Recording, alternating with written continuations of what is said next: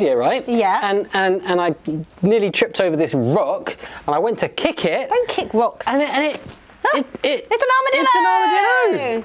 Talking about inside out. That's what was on the inside of my rock. So it made me wonder, what have we been talking about this term?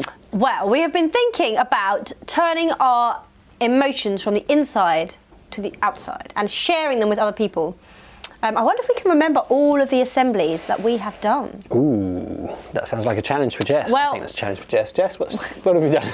We started off with our introduction, where we learned about David, who was chosen as king. You might remember all of his brothers came out, but none of them were chosen, and we learnt that it's not about what you look like on the outside, but who you are on the inside. Mm-hmm.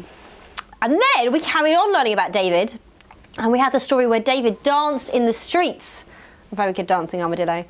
And we thought about turning our fear into faith. And then, I'll get there. We talked about friendship and companions, and we talked about Elijah going from being weak to being strong when he asked for help and was given a friend in Elisha. And then we had the story of the Good Samaritan, and we talked about turning hate into love. And in the story, you might remember, the person listening to the story was surprised that the Samaritan was the one who helped the man who'd been injured, because he had been judging based on the outside. And then we, last week, did Jesus calming the storm, and we talked about how Jesus can turn our troubled hearts into peaceful hearts. And that's it, we're done, we can have a cup of tea. Take a break. What was that, 5? 6? 5 assemblies, I feel like there should be another one. No, that's fine. 5's good. We've got Easter coming up. Surely there's an Easter story or something we could do. You want to do another assembly? Not here. But now? Why not? Okay, we'll just, well, let me finish my tea and then we can play a game. Okay, we'll tip it upside down and get the inside out of the cup and we'll be sorted. Well.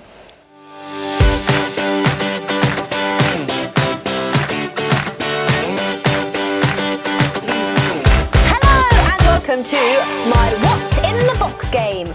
This is how the game is going to work. I will give you an object from inside my mystery box, and you have to decide whether it makes you feel happy or sad. And you can join in wherever you're watching. You can put your thumbs up if the object makes you feel happy, and give it a thumbs down if it makes you feel sad. Do we get to keep the objects? They don't. They can't. We might be able to share them out afterwards. Are you ready for the game? Sam, I'm going to bring you the first object. Here it is.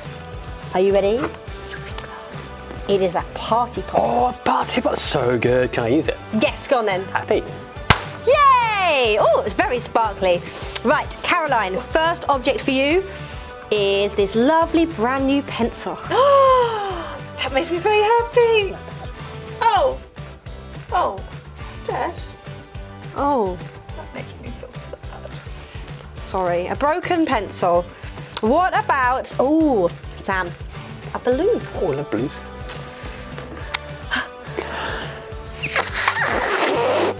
There's a hole in it. Oh dear. A burst balloon. Sad. Oh, sorry about that. Let me see if I can find something. Oh! That's fun, actually. A bar of chocolate. Oh, that makes me Right, feel you can have that, but you can't eat it. Oh, that makes me feel sad. Oh, okay. Well, we'll try again. Sam, how about a sock? Oh, I love odd socks. Flowery odd sock. It has got an extra Seems hole clean. in it. Oh. Yeah. Oh, that's okay. Does that make you feel? Yeah. No, you're right. It's not much good, actually. No, and there's only one as well. I haven't got the other one. Sorry. Oh, I could put my burst balloon in my sock. It might fall out the hole. Okay, right. How about this, Caroline? Here is a sticker that says, "You are amazing." Oh yes, that makes me feel very happy. There we go, you can wear that. Keep it? Yes, there we are. It's time for the final item from the box, and you're going to get to do this one together. So you can decide whether this object makes you happy or sad. Don't forget to join in at home. Are you ready? This is a chocolate egg. Oh, I love chocolate, so really happy for me. We have them at Easter time, though, don't we? We do have chocolate eggs. The Easter story is quite a sad story. That's true. But then this one does have a surprise inside. Well, so does our story about Easter. Let's take a look right now.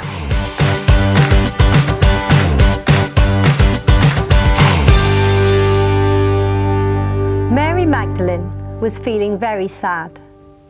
It was the week of Passover.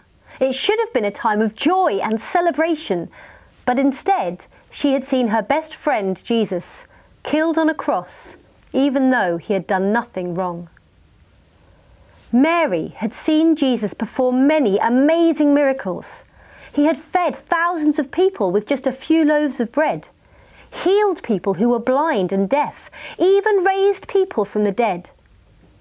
But now he was gone, and Mary felt empty inside, like there was a big hole in her heart. Mary felt like there was a storm inside her which made her stomach shake and feel sick all the time. Mary didn't understand what was happening, and it made her scared. Normally, when somebody died, their body was wrapped in special clothes and covered in special oils and spices before it was placed in a tomb. But everything had happened so fast, and Jesus had been put into a stranger's tomb instead. Today, Mary had come with the special oils and ointments she needed. It was only as she walked through the gardens she realised that she would not be strong enough to roll away the stone in front of the tomb on her own. As she approached the tomb, Mary could see that something was wrong. The large stone had already been rolled to the side. She ran into the tomb and looked around. Where was the body of Jesus? Only a few strips of linen and cloth lay on the ground. The tomb was empty. "Where have they taken Jesus?" Mary asked. "He is supposed to be inside the tomb. Who has moved his body?" Mary ran outside. She sat down on a large stone and began to cry. "This is not how it was supposed to be," Mary wept. Suddenly, out of the corner of her eye, Mary saw something bright, something shining. She looked back towards the tomb and her mouth opened wide in amazement. 2 angels were sitting where Jesus' body should have been. "Why are you crying?" the angels asked Mary. "They have taken my Lord away," Mary explained, her eyes wide. "Who are you looking for?" a voice behind her asked. Mary turned around. The rising sun was in her eyes. "Are you the gardener?" Mary asked the stranger. "Did you move the body from the tomb?" "Mary," the stranger spoke softly. The voice was gentle and kind, and oh so familiar. "Jesus?" Mary asked. And there he was, standing before her, Jesus, who wasn't inside the tomb, but outside, who wasn't dead, but alive. Jesus, her friend and Lord. Suddenly, Mary felt full again. Where the sadness and fear and turmoil had been, there was joy and happiness and faith and peace. "Go now," Jesus told her. "Tell everybody what you have seen."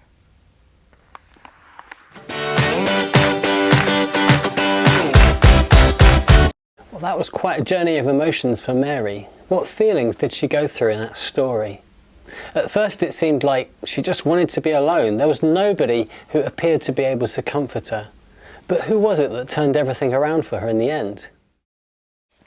We all experience lots of different emotions. Mary in the story felt sad and scared and sick, and she even cried. She knew that it was important to let her emotions show and let them out. It's good for us too to be able to share our emotions with others. When we're feeling sad and we tell someone else, they can help us to find happiness. Can you be like Mary in the story, sharing how you were feeling with others? In the story, we also saw Jesus being a great friend to Mary. He helped her to find happiness. He showed her that he cared about how she was feeling. I wonder if you can be a good friend this week, helping others to process their feelings and feel comfortable sharing them with you. It was a very sad day when Jesus died and his body was placed inside the tomb. And yet Christians celebrate at Easter time with joy and happiness because they remember that he rose from the grave and that he showed himself to them alive outside of the tomb.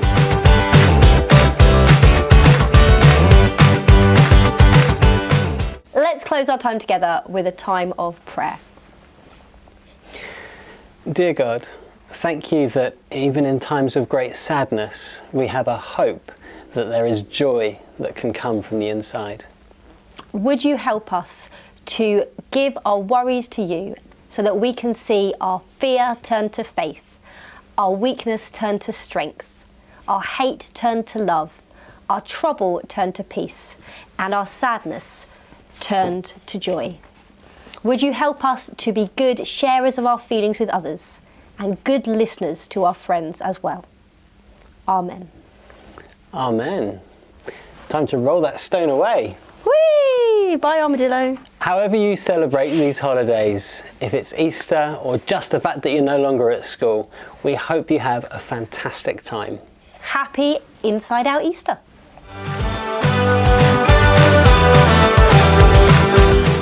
Hey Jess, do you remember my inside-out coat from our very first assembly? Yes, I did laugh at you a lot. I'm very sorry about that. That's okay, it wasn't a problem. That got turned inside out. And it was the same coat, but it just looked wrong with all the thread on the outside, the pockets on the inside. And it's a bit like that with the things we've been looking at, don't you think? Yeah, sometimes we feel those negative emotions, but we know that's not how we're supposed to be. That's why it's so important to be able to turn those feelings inside out and change them into positive things.